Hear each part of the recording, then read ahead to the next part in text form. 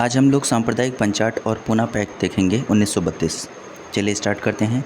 द्वितीय गोल में सम्मेलन में विभिन्न संप्रदायों एवं दलित वर्गों के लिए पृथक निर्वाचक मंडल के विषय पे कोई सहमति नहीं बन पाई थी।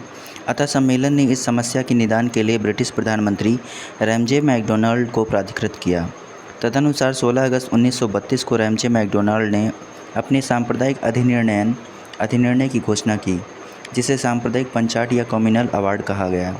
सांप्रदायिक पंचाट के अंतर्गत प्रत्येक अल्पसंख्यक समुदाय के लिए विधानमंडलों में कुछ सीटें सुरक्षित कर दी गईं, जिनके सदस्यों का चुनाव पृथक निर्वाचक मंडलों द्वारा किया जाना था। मुसलमान और सिख तो पहले से ही अल्पसंख्यक माने जाते थे। अब इस नए कानून के अंतर्गत दलित वर्ग को भी अल्पसंख्यक मानकर हिंदुओं से अलग कर दिया गया। इसके तहत मुसलमानों, ईसाइयों, सिखों, आंग्ल भारतीयों तथा अन्य के लिए पृथक निर्वाचन पद्धति की सुविधा प्रदान की गई, जो केवल प्रांतीय विधानमंडलों पर ही लागू थी। गांधी जी ने अपना पहला आमरण अनशन 20 सितंबर 1932 को यरवदा जेल में रहते हुए ब्रिटिश प्रधानमंत्री रैमजे मैकडोनाल्ड की सांप्रदायिक निर्णय के विरुद्ध प्रारंभ किया था। अंततः 24 सितंबर 1932 को अंबेडकर और गांधी जी के अनुयायियों के मध्य पूना समझौता यरवदा समझौता हुआ, जिसे ब्रिटिश सरकार द्वारा सम्मति प्रदान किए जाने के बाद 26 सितंबर 1932 को गांधी जी ने अपना अनशन तोड़ा। गांधी जी ने इस समझौते पर हस्ताक्षर नहीं किए थे। 24 सितंबर 1932 के दिन शनिवार को शाम 5 बजे पूना समझौता हस्ताक्षरित हुआ।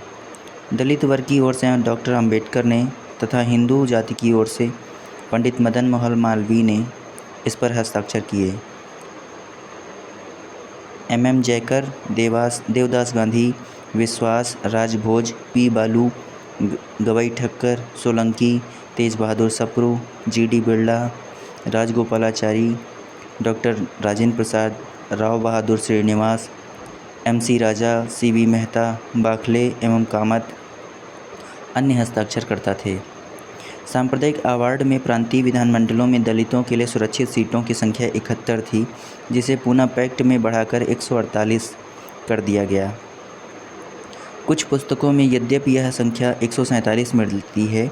साथ ही केंद्रीय विधानमंडल में दलित वर्ग की सीटों में से 18% सीटें दलित वर्गों के लिए आरक्षित कर दी गईं। साथ ही केंद्रीय विधानमंडल में सामान्य वर्ग की सीटों में से 18% सीटें दलित वर्गों के लिए आरक्षित कर दी गईं। पूना पैक्ट 1932 के बाद महात्मा गांधी की रुचि सविनय अवज्ञा आंदोलन में नहीं रही। अब वह पूरी तरीके से अस्पृश्यता विरोधी आंदोलन में रुचि लेने लगे थे।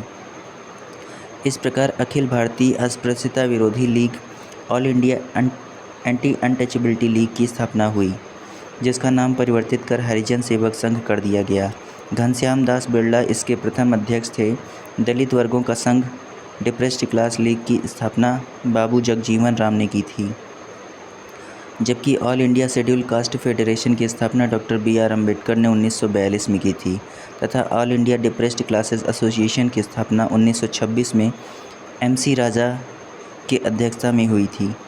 14 अगस्त 1931 को बम्बई में वार्ता के दौरान डॉक्टर BR अम्बेडकर ने कहा था, इतिहास बताता है कि महात्मा गांधी क्षणिक भूत की भांति धूल उठाते हैं, लेकिन अस्तर नहीं उठाते।